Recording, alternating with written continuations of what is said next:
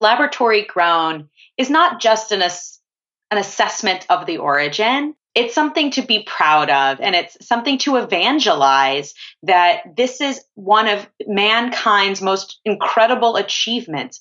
We can grow the hardest material on earth in a lab, and we no longer have to mine the ocean floor, and we no longer have to pollute the world looking for shiny baubles that come out of the earth. Welcome to the Business for Good podcast, a show where we, Paul Shapiro and Tony Okamoto, spotlight companies making money by helping solve some of the world's most pressing problems. Welcome to the latest episode of the Business for Good podcast. This past week, I attended in Washington, D.C., a public meeting jointly held by both the U.S. Department of Agriculture and the Food and Drug Administration on the topic of cellular agriculture, growing real meat from animal cells rather than animal slaughter. It was a fascinating hearing at which I offered public commentary a couple times, and I even got to have a private audience with a few journalists, and amazingly, they gave me a press badge for some reason as well, but where I got to ask both the commissioner of the FDA and the Secretary of Agriculture some questions about this that led to the Secretary of Agriculture even saying that he is open to exploring the possibility of federal funding to these types of cellular agriculture startups to help ensure that America is number one in this race to commercialize the first ever so-called clean meat. Now, of course, some people like to call it clean meat. Other people like to call it cultured meat. Now there's even some proponents calling it cell-based meat, while opponents like to call it lab-grown meat or in vitro meat or maybe artificial meat. But this is not a debate that is only being had in the world of cellular agriculture.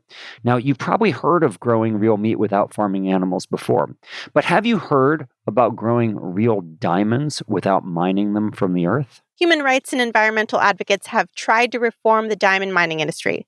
But what if the answer was as simple as growing diamonds in a lab? That's what startups like Ada Diamonds are betting on, and we've got the husband-wife co-founder duo with us on today's episode, Lindsay Reinsmith and Jason Payne. Lindsay and Jason sell lab-grown diamond jewelry that is molecularly identical to naturally formed diamonds, but for only 2/3 the price. In fact, the FTC just changed its definition of diamond to make it clear that lab-grown diamonds are indeed real diamonds, and that companies like Ada can market them as cultured diamonds. So sit back or do whatever else you do when listening to podcasts and learn all about how these diamonds are made, who's buying them, and why the future of the jewelry industry may indeed be more cultured. Welcome. Thank you for having us. It's wonderful to be here. All right. So, Jason, you were thinking of proposing to Lindsay, right? And you had a lot more pressure on you than the average dude in your shoes. You wanted an ethical diamond. You didn't want to get her a mined diamond. So tell us what that means. What was your concern about mined diamonds and how did it go for you? Well, it goes all the way back over a decade to meeting a absolutely wonderful, conscientious woman in a bar who early on in our courtship told me that if I proposed with a mined diamond of unknown origin, that she would say no to me. And so I actually did not propose with a laboratory-grown diamond to start. I proposed with a known origin sapphire out of Sri Lanka. And then I read this fascinating article about laboratory-grown diamonds and was just fascinated by this concept that human beings can make diamonds. And so I asked Lindsay if she would be open to adding to her ring with laboratory-grown diamonds. She was, and we were some of the very first adopters of this product back in 2011. Nice. And for people who don't know, what is the concern about mining? You talk about known origin. Like, what's the problem with mining? Well, first and foremost, the Kimberley process is only a process that applies to rough diamonds. And most people think of the Kimberley process as a Band-Aid for the conflict diamond trade that's so well known coming out of countries like Sierra Leone and the Central African Republic. Can you take us back a little bit and explain what the Kimberley process is? Sure. So most people know the Kimberley process as somewhat of a Band-Aid to try to resolve the conflict diamond trade, most notably known from the 90s in the Central African Republic and Sierra Leone, whereby rough diamond trade is typically used to fund conflict in those regions. And the Kimberley process henceforth only applies to rough diamonds. These are the ones that come right out of the ground and aren't cut, polished, graded, and traded in parcels. So what can happen is once a diamond leaves that rough state, it's virtually impossible to track where it came from. There are certainly companies that have made a big effort to change that over the years. But unfortunately, even if you're able to eliminate some of the concerns around conflict trade, the reality is that diamond mining is terrible for the planet. Diamond mining extracts extreme amounts of ore to remove relatively small amounts of diamonds. You're also polluting rivers and lakes. It's also harmful for animal life, as most diamond mining that exists on the earth today is getting rapidly less and less productive. And so there are organizations such as De Beers that are now strip mining the ocean floor and using massive machinery to butcher the floor of the ocean, killing marine life throughout the process. So by all accounts, diamond mining is unsustainable, and it's bad for the planet and it's bad for people. Consumers who care about this seek out ways to get what we call conflict-free, ethically sourced, or environmentally friendly diamonds. And unfortunately, it's not really feasible to do so in the mined diamond industry. So what you're saying, Lindsay, is even if you know the origin, it might still be very bad. Like you can say, hey, I know that this company mined this diamond, but they may have still been doing pretty terrible things. So known origin doesn't necessarily mean ethical. Correct. And there are sort of two, you've got to look at the environmental as well as the social aspects of mining.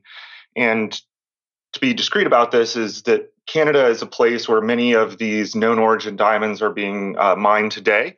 But there's very clear evidence of toxins, pollutants, carcinogens ending up downstream of the water sources of these Canadian diamond mines, not to mention the millions and millions of gallons of diesel fuel required to extract those diamonds every year. Got it. That's really helpful. So let me just back up for a second and ask either one of you, how did it even come to pass that we think an engagement ring has to have a diamond? Like, when did this custom start? Is it prevalent outside of the United States? Like, when did people start wearing diamonds on their fingers? You have to go back to the 1950s and the boom after World War II and the success of a Diamond is Forever campaign. Before World War II, around the world, diamond engagement rings were relatively uncommon. Whereas the baby boomer generation, for the first time, the majority of brides had a diamond on their finger. So that's really due to two things. During World War II, there was a huge need for diamonds for industrial purposes. As such, in the years after World War II, diamond mining increased significantly, and the better quality diamonds needed to be consumed somewhere. So good marketing plus large supply sort of started that diamond boom in engagement rings in that roaring era after World War II. And is it a custom outside of the United States? It's gaining traction and favor. I believe in Japan, over 50% of brides have a diamond engagement ring at this point. The Chinese market is growing significantly as well.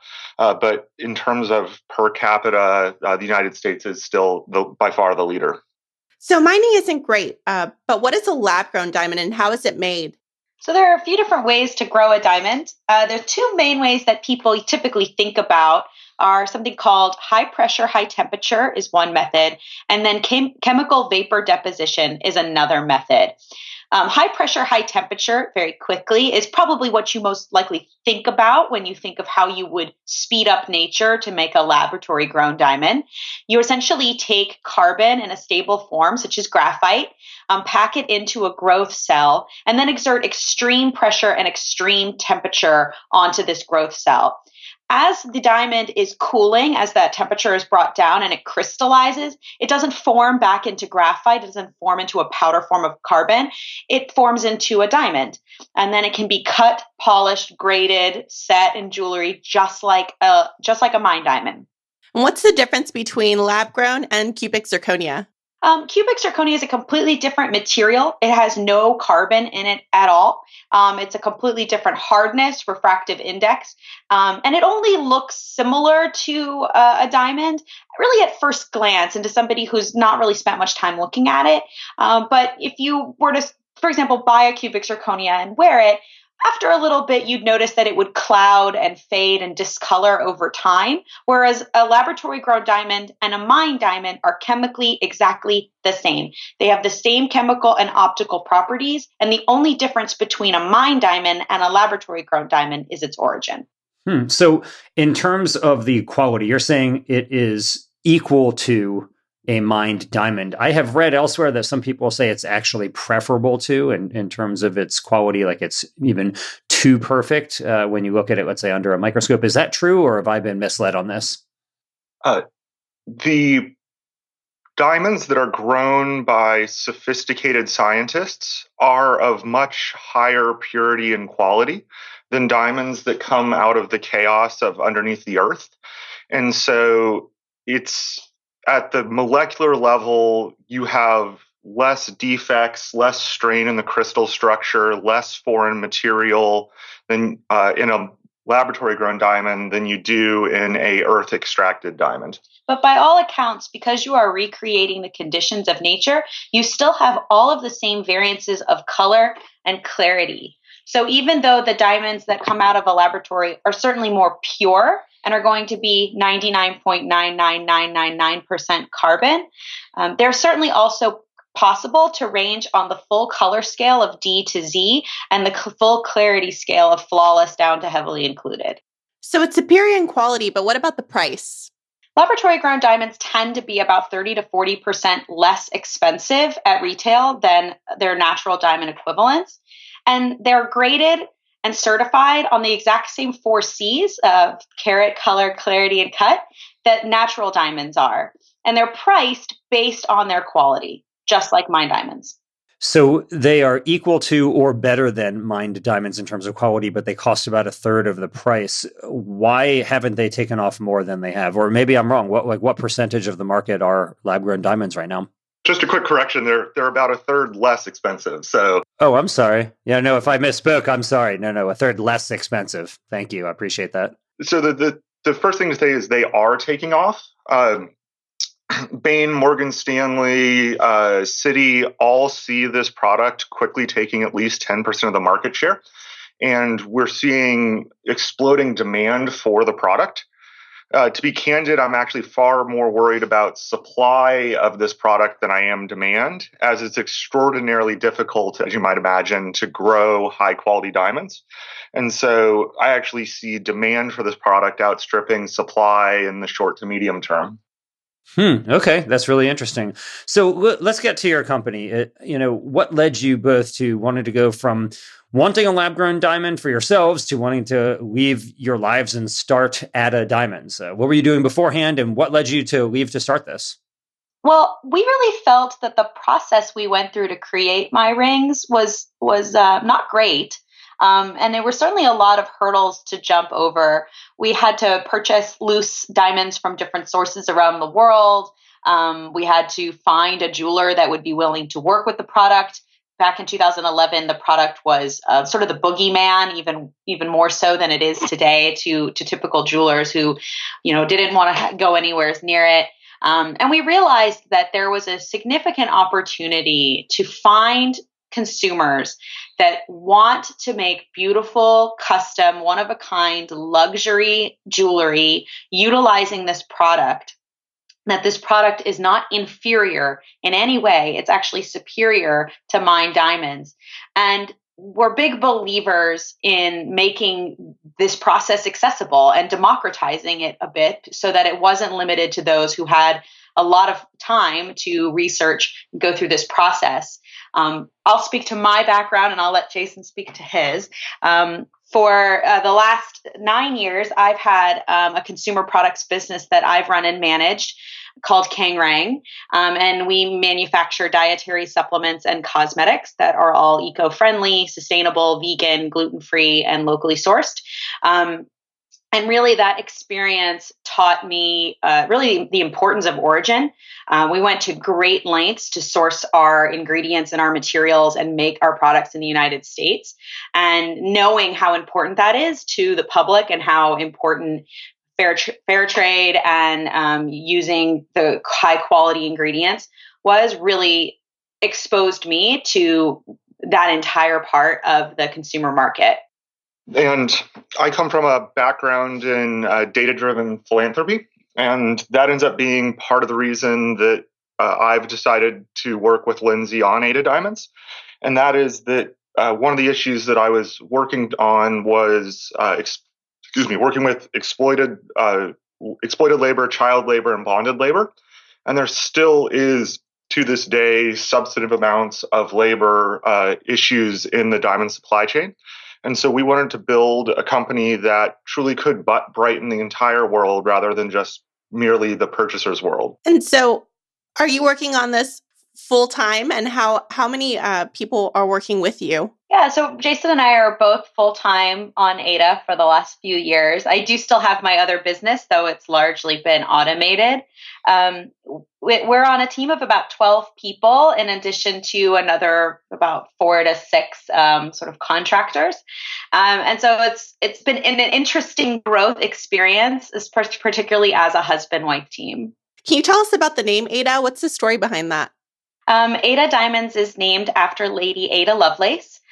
She is was considered to be the first computer scientist, a mathematician and scholar, also a lover of fine jewels and gems. And Ada, naming the company Ada, was not only an homage to sort of the enchantress of numbers, as she was known, but also celebrating women in STEM. Really, we call our jewelry exceptional jewelry for extraordinary women, and that our clientele really appreciates sort of this nod to this beautiful poetic science and the combination of high performance engineering with that luxury beauty. Nice. That's really cool. Lindsay, earlier you were talking about you need some carbon to make a lab-grown diamond, and you said that you might use graphite. I have read about people doing things like using like a printed out version of their PhD dissertation and making a ring out of that, or using a lock of some relative's hair. Is that true? And can you do that? And what are the limitations on using things that have some sentimental value to you to making a lab-grown diamond? It is possible to do. It is very difficult to do, but it is, in some senses, carbon is carbon. So the hard part of that challenge is actually purifying the donor material to get high enough quality carbon to be able to then grow the diamond. But this can be done with organic or inorganic material, as most material, certainly all organic material, contains carbon. So first there's a graphification process, then a purification process, and then that material is used to grow diamonds. That is so cool. So I could, if I wanted to, if I had, a lock of a relative's hair and I wanted to make a diamond out of it, you could do that. Yes, we could. Now, that being said, one thing that does come up is using remains of a loved one. That is something that we do not do. There are other companies that do that, but we've made a business decision to only work with things to celebrate life's greatest moments, not life itself. Well, so what if it wasn't a deceased relative, but a living person? Would Ada be willing to make that? Yeah, one of the things that we often get asked about when doing a custom grown diamond is, how much material do I need? And the reality is that things like hair and small amounts of like fabric have a small amount of carbon in them. So unfortunately, if you wanted to make a diamond from hair, I think you'd need a pretty big bag of hair to do, which gets a little dicey. Yeah, a little hairy. Very nice. Very good. I'll ask my mom to shave her head soon. So let me just ask you, I just wanted to dispel this myth. So we hear promotions all the time, like how rare diamonds are, and that growing one isn't as special as finding one that formed over many millennia under the earth. So what's the story behind this? Are mined diamonds really that rare? I can speak to this actually at a whole market size level. there have been a little bit over 6 billion carats of diamonds mined out of the earth since antiquity, according to the Gemological Institute of America and data from the Kimberley Process. And every year, there's somewhere between 130 and 150 million carats of diamonds that are extracted out of the earth. Compared to the existing supply and the annual production of mined diamonds, laboratory-grown diamonds are a drop in the bucket. It would take tens, if not hundreds of billions of dollars of capital and at least a decade to merely match the production that's coming out of the earth, not to exceed it. Case in point is De Beers is investing $94 million to build a laboratory-grown diamond production facility, and that will only yield 200,000 carats of gemstones per year. And so you scale that up linearly, and you're looking at an extremely large amount of capital and 1, 2, 3 decades of time to build out those factories just to match what comes out of the earth every year. So maybe there ought to be an ad campaign that lab-grown diamonds are actually the rare diamonds, whereas mined ones are really plentiful. I would say definitely for sure. And we definitely even see that just with our clientele.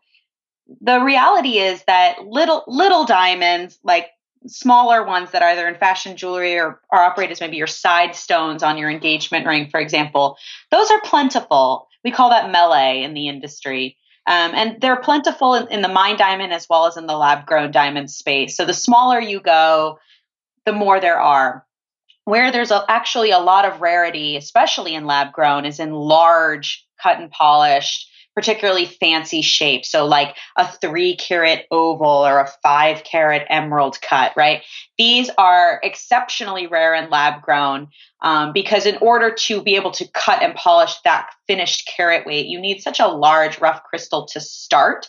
And there are still limitations in the technology for how frequently you can be growing rough crystals to cut those large sizes.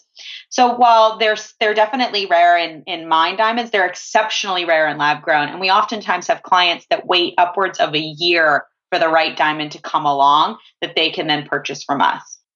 So diamonds in the ground take millions of years to form. How long does it take to grow them? Takes about a week to grow a 1-carat round brilliant. It's not surprising to see why it costs a third less. That's really cool. So, we're talking about ad campaigns. A lot of people know slogans that you already talked about. Diamond is forever, or you think about other things like, pork the other white meat, even though pork is not actually a white meat. But people talk about diamonds are forever. I think I know the answer to this, but just to clear this up, is a lab-grown diamond also forever? Of course. Laboratory-grown diamonds are actually going to would actually outlast a mined diamond. If you were to, for example, push a mined diamond and a laboratory-grown diamond together in some sort of a pressure fight-off, the laboratory-grown diamond would win because its crystal structure is so much more pure that it would actually shatter the mined diamond before the mined diamond could shatter the lab-grown one. You should really think about making some animated pressure off campaign where you see the lab grown and the mined diamond fighting it out in there. That would be really cool. Okay, so I've heard that not only can a layperson tell the difference, but even a professional jeweler needs some special equipment, like way beyond a microscope, to distinguish a mined diamond from one that's lab grown, right? And if that's so, how does a jeweler tell? Yeah, so a jeweler with traditional tools cannot tell because they are both diamonds. And I'll get to some examples that we've seen from that. To truly tell the difference, you have to refer the diamond to a gemological laboratory that's using equipment that costs hundreds of thousands of dollars to do very deep chemical and structural analysis of the diamond. In fact, the most reliable way involves putting the diamond in liquid nitrogen, getting it obscenely cold, and then being able to analyze properties of the diamond. So jewelers are just unable to tell. And we've had reporters take our diamonds onto 47th Street, and jewelers all made them financial offers for the diamond, couldn't tell the difference. We've worked with a few clients that have family jewelers that purchase loose diamonds from us and then had their family jeweler set them. And the family jeweler's feedback was, these are just the best. Where did you get these? These are the best diamonds I've ever seen. Like, you have to tell me who your supplier is. But certainly because the grading organizations, IGI, GIA, GCal, the same ones that grade mine diamonds, grade laboratory grown diamonds, because they are able to grade them and certify that this is a lab grown diamond. Typically, the entire industry for diamonds above half a carat, it's really encouraged that you buy a diamond that has a grading report with it. So just like you're encouraged to buy a mine diamond that's been certified, you want to buy a laboratory grown diamond that's been certified, because that way you know forever that the diamond that you purchased truly is lab grown and truly has a known origin. Who certifies them? So the International Gemological Institute, IGI, the Gemological Institute of America, GIA, and then GCal is another one. And those are the three main ones in the United States. Because these are all reputable nonprofit gemological organizations that do education, research, and certification of diamonds. Cool. Is there a legal standard of identity or something like an agency from like FTC that says what diamonds need to be called? Yes, there is. And the FTC just updated their jewelry and gemology guidelines to change significantly what can be said about laboratory grown diamonds. So the most interesting change to the FTC's guidelines is that a diamond is no longer defined as a natural crystal of carbon. It is now just defined as a crystal of carbon. So both a laboratory grown diamond and a mine diamond are diamonds. That being said, there is a clear requirement for conspicuous disclosure about the origin of laboratory grown diamonds, and can use words of laboratory grown, laboratory created, cultured diamonds, synthetic diamonds, man-made diamonds are all accepted terminology from the FTC. And so you must disclose it, and those are the range of terms that you could use. Yes, and it's something that there's no one in this industry that's trying to deceive customers into thinking that these are natural diamonds. In fact, every purveyor of this product is quite proud of the fact and promoting it as a feature, not a detriment. So I was this week at the USDA at the agency's first hearing ever on what is sometimes called cultured meat or clean meat or cell-based meat. This is meat grown from animal cells that is identical to meat that comes from an animal's body, but it is grown without animals. And so the opponents of this type of meat often refer to it as lab-grown meat because they want to, they basically want to turn people off and produce an ick factor. So my question for you, I have read a little bit about what purveyors of these lab-grown diamonds call them. I read even one of them was referring to mined diamonds as dirt diamonds, which I thought was kind of funny. But would these be perhaps more attractive if they weren't called lab-grown diamonds? Jason, you just used cultured diamond as an example. To me, that sounds a lot better than lab-grown. It's hard to imagine anyone but the nerdiest scientist's heart melting when she hears that she's got a lab-grown diamond. Maybe I'm wrong about that, but I'm wondering if you guys as an industry or even as a company with Ada Diamonds have thought about the naming of these and whether lab grown is the best marketing name compared to something like cultured or something else. I can speak to this as the director of sales and somebody who works with clients on a daily basis. Lab grown is worn as a badge of honor. There is definitely an element of our client base and those who choose this product who are doing so purely for cost, and there are some who are doing so purely because it's conflict free.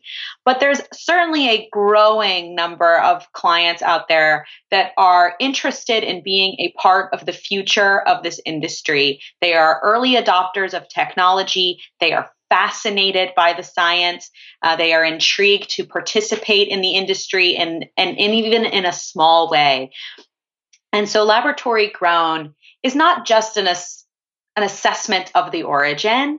It's something to be proud of, and it's something to evangelize that this is one of mankind's most incredible achievements. We can grow the hardest material on earth in a lab, And we no longer have to mine the ocean floor, and we no longer have to pollute the world looking for shiny baubles that come out of the earth. It also speaks to really the purpose of this industry to begin with, which is to actually grow diamonds for high-tech use cases. The vast majority of the interest and the desire behind this space is to grow diamonds that can be used for things like surgical knives, laser lenses, high pressure anvils, and those diamonds have to be perfect and flawless. For the diamonds that aren't perfect and flawless that come out of these machines, those get cut and polished into gemstones. And when you buy one of those diamonds to put on your left hand, you are directly providing that revenue to the research and development of technologies that are rapidly advancing and are going to improve everything from how we conceive babies through IVF all the way up to how we communicate to satellites, and sort of everywhere in between. What's the history of this innovation? Who was the first person or company that started to grow diamonds in a lab, and what was their motivation? Yeah, so the efforts trying to grow diamonds date back to early scientists and chemists in the 18th century. But it wasn't until World War II that efforts to grow diamonds really got funded and serious staff behind it. The reason it was World War II is that there was an insatiable need for diamond grit for cutting steel and drawing wire on both sides of the war. And so what is now DARPA funded multiple scientific groups to try to grow diamonds.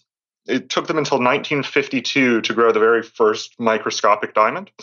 The first truly commercial sale of small microscopic diamonds was in the 1960s. And then it really took 50 years later from that for the technology to progress to the point where the diamonds could be grown enough to be cut into gemstones or other high-tech applications. So this is really a mature, coming up on a century-old technology at this point. But the breakthrough of very sophisticated computer control systems in the last couple of years have allowed the industry to progress significantly in the last couple of years. Do you think that there are innovations that you don't even know yet that will help advance the lab-grown diamond trade? There's not exponential improvements or growth left. There's really only so fast you can grow a crystal. So in some senses, there's what I'd call a speed limit in place. I think that there will be some marginal economies of scale as the industry grows, but there's not the concept that there's going to be some huge growth and these diamonds are going to fall precipitously in price to produce is just false. So let me ask you all this. Just going back to the cultured meat example, some companies in the meat industry are embracing this field of what's called cellular agriculture, and they're investing in cultured meat startups. And others are actively fighting it, and they are afraid of what these companies could do if they could produce meat much faster and more economically. Is the same thing happening in the diamond industry? You all mentioned that De Beers is investing in this. Are they investing for the semiconductor market? Are they investing for the jewelry market? Like, how are the big diamond players reacting to this new field of lab-grown diamonds? So the big producers, for the first time in history, came together and started to work together a couple of years ago. So De Beers and its competing diamond mining companies have never collaborated on anything until the existential threat of grown diamonds. And so they formed what's called the Diamond Producers Association, which is a very well-capitalized lobbying and PR firm trying to fight terminology like cultured diamonds, for example. Oh, wow. And De Beers and Company, over the last 3 years, have invested well over $100 million in that PR and lobbying and marketing effort. Interestingly enough, is De Beers is actually playing both sides of the coin, where De Beers very quietly has owned a laboratory-grown diamond company since the mid-1950s. And for over 50 years, that company, which is named Element 6, has solely produced functional diamonds and steadfastly refused to sell grown diamond gemstones. However, in what is sort of regarded as the most sensational story of the last couple of years, De Beers changed course and recently launched a line of laboratory-grown diamond jewelry that they call light box jewelry. And they're selling it at a lower price than mined diamonds, I presume. They are. So let me ask you this. You earlier indicated that the FTC recently approved these terms like lab-grown and cultured. Does that mean that De Beers and its allies failed in their effort to prevent the industry from using cultured diamonds as a name for them? Yes. Okay. Very succinct answer. I appreciate that. So that's really interesting. And Jason, you described it as a potentially existential threat. I'm presuming that right now, cultured or lab-grown diamonds are a minuscule portion of the diamond marketplace based on what you said. Do you know the exact percentage, like how many gemstones that are sold in a year are lab-grown? It's absolutely a single-digit percentage of the total market. It's a little bit difficult to put an exact number on it, but the one that gets tossed around most often is about 2% of the total market.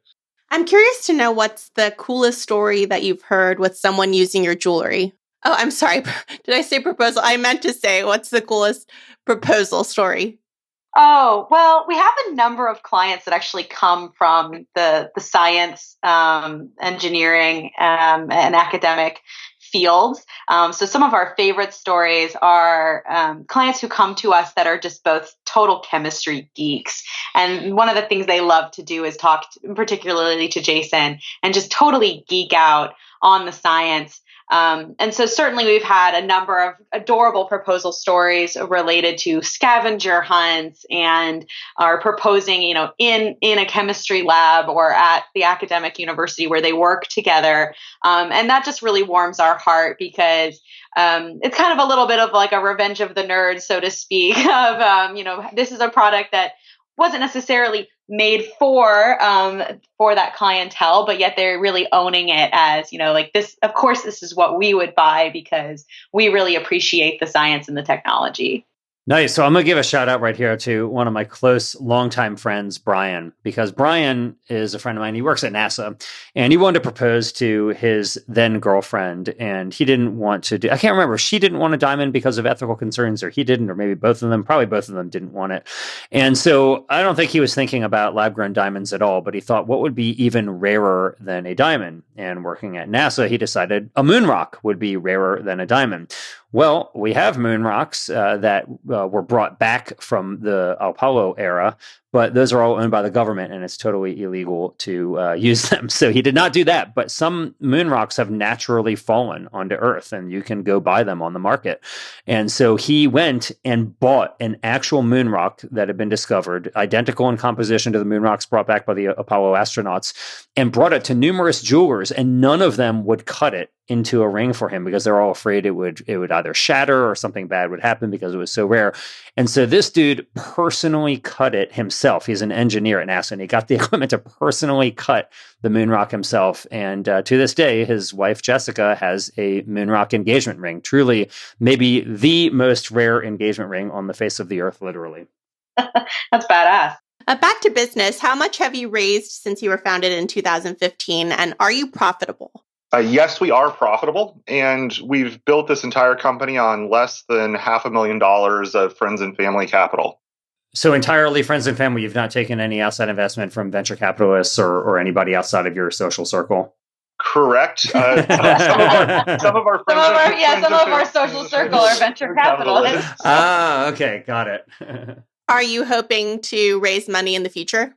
Yes. Yes, definitely. I mean, something that's really fascinating that keeps happening to us is we keep saying, we should buckle up and we should really raise some money and grow the business. And then things get so crazy busy that we can't step away. It's been a pretty interesting and wild ride, but over the last 3 years, we're growing 3x quarter after quarter, and growing our team. We're expanding and opening a showroom in New York City. early next year. We have a private showroom in San Francisco as well. And it's a little bit like you can't really take a step to catch your breath. This industry, we're very, very fortunate to have had the success we've had. But I have to say that early on, when Jason came to me with the idea to start Ada, I just knew deep down, there are industries that are going to come and go, and there's going to be a lot of hype around certain products. And I'm a fairly bearish gal, I must admit. I tend to be a bit of a skeptic. But this is one industry where I know that the growth potential is only beginning, that this is just the very beginning of where this industry is headed. And soon it will be just as common to find a lab-grown diamond or a cultured diamond as it is to find a cultured pearl, whether in a high-end jeweler or at a jewelry exchange or on the internet. So there's so much growth potential in this industry that if we had a little bit more free time, I think we would be raising growth capital. But we've decided let's stay heads down and focused on our clients and raise that money at a later date. Nice. And I like the pun, growth capital for lab-grown diamonds. Nice. So you all are entrepreneurs trying to make the world a better place. And I'm just wondering, now that you started the company in 2015, right? Yes. So you are a few years in. Are there any resources, whether books or videos or anything else that were particularly helpful for you that you would recommend to other entrepreneurs or really would-be entrepreneurs who also want to start or join a mission-driven company to make the world a better place also? Yeah, so there's something that I'm a huge proponent of, and it's a fantastic program called Pledge 1%. And it's an effort that spun out from the Salesforce Foundation and a few other well-regarded philanthropic large tech companies. And it's an easy way to donate 1% of equity, products, profits to causes that you believe in. And so for those of you out there that are either thinking about starting a company or involved with a small or early stage company, I highly recommend you check out Pledge 1% and consider joining the program. It makes it very easy to set things in motion for a tremendous amount of philanthropic value upon exit or success of your company. So that's one resource I'll recommend. One of my favorite books that I ever read was The Zappos Story, Delivering Happiness. It's a wonderful book. It's a pretty quick read.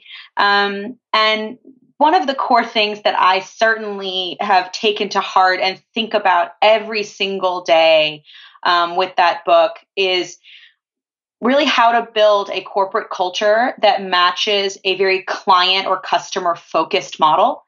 So, we talk about triple bottom line and we talk about B corporations. And yet sometimes what can get lost is that the day-to-day of your business operations and the culture you want to create needs to be at its very core serving the very customers that are providing you the revenue to keep your business going. And I've always thought that book was not only a good read, but also just very inspirational, whether you're looking to start something fairly modest in size or small, just on the side. If, for example, if you have a family or you want to start a business, on nights and weekends, or if you're really looking to go big, there's some wonderful lessons in that book that apply to businesses big and small. Great. We'll definitely include those resources in the show notes on our website. And finally, Lindsay and Jason, there is a lot that we're grateful for, including companies like Ada. What are you grateful for? I've had the wonderful pleasure of employing so many people over the years, but I have to say that working with my spouse has probably been one of the coolest experiences that I've ever had. People often ask us, how is it possible that you could work together and be married? How come one of you hasn't murdered the other one yet? And early on, it was a struggle for sure. We definitely stepped on each other's toes, but now we've been able to separate out our sort of our core responsibilities at the company. And Jason and I often remark, we spend so many hours together in a day. We carpool to the office together. We work side by side. That we often kind of joke that we're not going to have one lifetime together. We're getting 5 lifetimes together because the amount of time we spend with one another is so significant. And it's a real treat and it's a real joy. And it definitely has a lot more highs than it does lows. So if you're considering starting a business with your spouse, I say give it a go. Nice. Well, as a couple who considered starting a podcast together, we understand a little bit of what you are talking about. So with that, Lindsay and Jason from Ada Diamonds, we really appreciate you taking time to come on to the Business for Good podcast. Can you tell people where they can find you? Yes, you can find us on adadiamonds.com. That's adadiamonds.com. All right, folks, thanks so much for listening to the show. We hope you got a lot out of it and that you will show us some love. You can rate Business for Good as 5 stars on iTunes, support us on Patreon, and tell your friends interested in business or really just in making the world a better place about the show. And we'd love to hear what you're thinking. Please feel free to contact us anytime via our website, businessforgoodpodcast.com. And as always, we hope that you will be in the business of doing good.